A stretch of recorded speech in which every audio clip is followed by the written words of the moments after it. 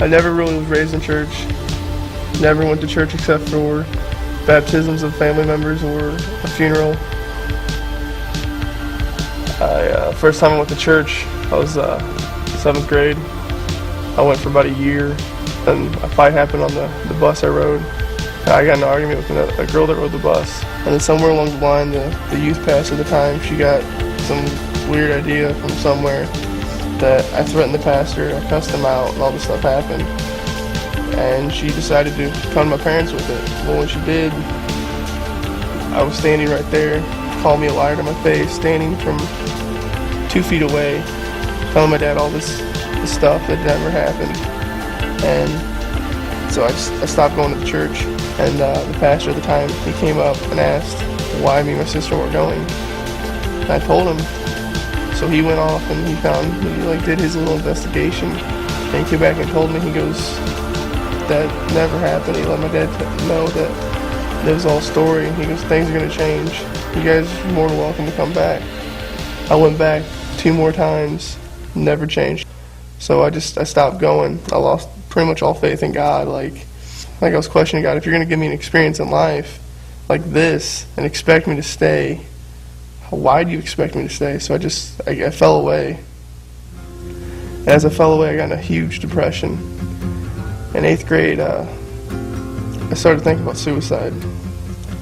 I had a notebook that had plans and ideas and all these things written in it to go do and just end my life and get out of it and get away from the misery. And a friend of mine at the time, she was sitting in class, and she noticed it. Well, she took it without my knowledge and took it to the principal. I thought I left it in my locker or my desk or whatever, and it wasn't a big deal. And I got home and I had a phone call from the principal asking me questions. And I was just denying the whole thing because I didn't want it to be out there. I just wanted to get it all over with and go away. And he called back again and got a hold of my parents and let them know what was going on. I had to go talk to the school counselor every day for about a month. And I worked through all that, and it sucks because at the time, the main reason I was depressed is because I was a middle child. My brother never wanted to have a thing to do with me. It was always him and his friends. And my sister, same thing, it was her and her friends. Yeah, I had my friends too, but I like my family a lot. Like, I have a big, close family, and it sucked because no one ever wanted to do anything. I got through it, but I started coming back to church sophomore year of high school. Al, his wife Chris, Mallory, and Megan came out to the trailer park, and they were talking about what they have here at this church. And it sounded like it'd be fun if I was into that stuff, but I wasn't really into God anymore. And they're like, well, we have video games, we have Xboxes. I'm really into video games, so I was like, you know what? I'll go up there, I'll play a couple games, meet some people, have something to do on a Wednesday night for school, so I can stay out later, stay up longer. And came to church and sat down, started playing Xbox. I met some good friends. I'm friends with them today still. And we're sitting there, and service started up. It felt awkward, so I went over and sat down in the back seat. The band was playing, and everybody, the kids were up worshiping and stuff. And I had this overwhelming feeling, this urge to just stand up. I didn't know what was going on, so I just stood up. I stood up and I just stood there. It was near the end of the night, and I raised my hand. And I just felt this it was a different feeling. I felt like at the time you couldn't describe it. Something new. And I leave. I came back the next week and it happened again. I stood up, and every week as it came by, I started doing more. Stepping out of the aisle, and I went up, started worshiping every week. And it changed my life, because I went from coming to church just to play games to God showing himself to me and saying, video games are fun, but here's a game. I'm calling it life. And you can start winning now that you have me in your life. You're no longer walking this empty road. You're no longer walking by yourself. You have a purpose to live and a reason for living. And you're not just walking for nothing.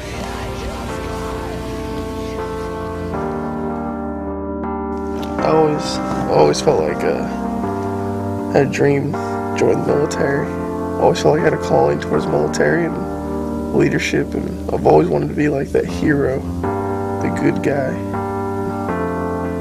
Came down to it, I signed up for the military. I was so pumped and ready for it.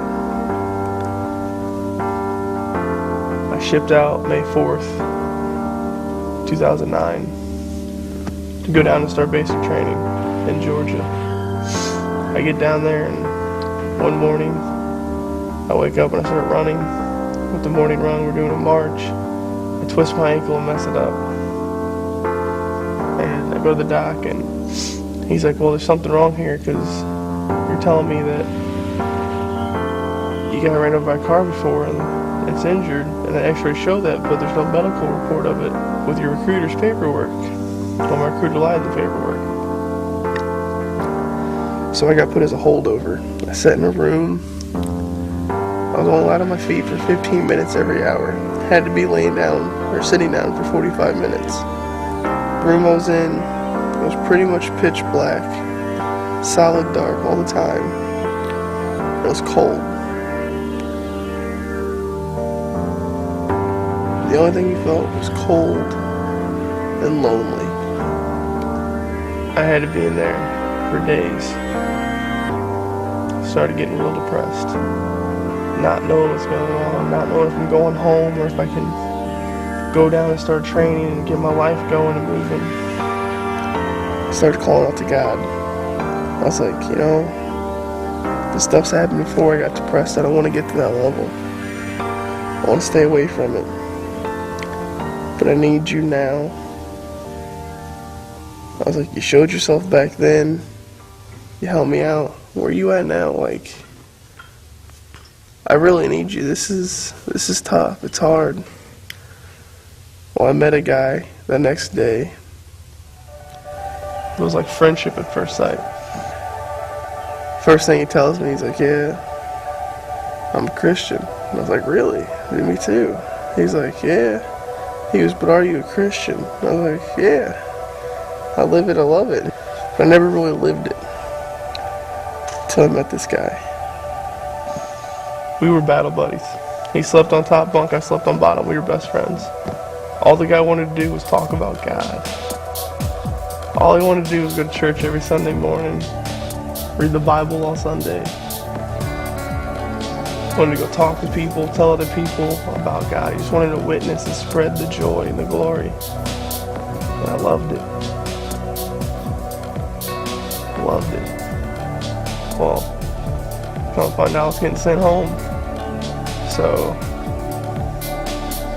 I left. I went to my company to where they sit you before you go home. And the day my buddy was leaving to go start his basic training, he walks by and he's like, hey man, I'm leaving. I hope you best of luck and we'll have to meet up sometime. And I was like, yeah. We said a quick prayer and he left. That was the last time I saw him. Well, I got an email about a month and a half ago. It was from a friend of his that he served with. And I met the guy down there, and we were pretty decent friends. And he tells me how he died in combat. That he can't tell me all the details, but while they were driving through a town, and somehow an explosive came out, like was thrown out or something, and hit the Humvee. It was attached, like sitting on it. So my buddy climbs out, he grabs it, and he turns. And when he turns and he goes to toss it, it blows up. He dies. But everybody else lived.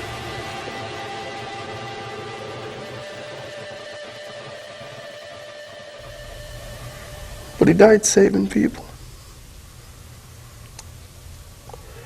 He died saving people the same way he lived. All he ever wanted to do was save people. He just wanted to go out and help everybody he could. That you're not really gone. You're not really gone. I'm so glad I met that guy. Because it completely changed the way I look at life, the way I live. I mean, now I make sure that guides me everywhere I go. I make sure I have my stuff set and ready for when I go to work.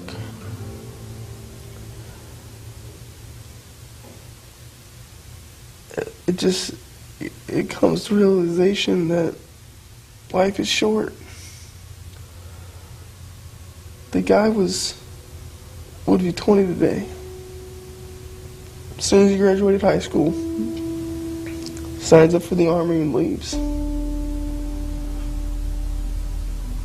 And every day since the day I met him, all he talked about was how he wants to go talk to people. How he's gonna go try to talk to this guy and show him the light. Looking back on life, I'm glad that pretty much everything has happened. I'm glad for it because it helped make me who I am today. I mean, with the people I've met, the things I've gone through, just helps me look at life in different perspectives and different angles to help get through things. And I mean, I just look at life like it's a giant game. I mean, you're winning or you're losing. And there's no save points, there's no respawns, and you gotta live life for life and live it right. The only way to know if you're winning or you're losing is if you have God in your life. And when it comes down to the end, the game's over. You go into heaven or you go into hell. And it's too late to make your choice then. You need to make it now. The stuff that I've gone through in my life, I feel like I'm winning right now with God on my side. That I can push through anything, I can come over anything and come out triumphant and victorious. As long as I have Jesus. And, I thank God every day for being where I'm at, and who I am, and who I have in my life. I'm Johnny, and I am second.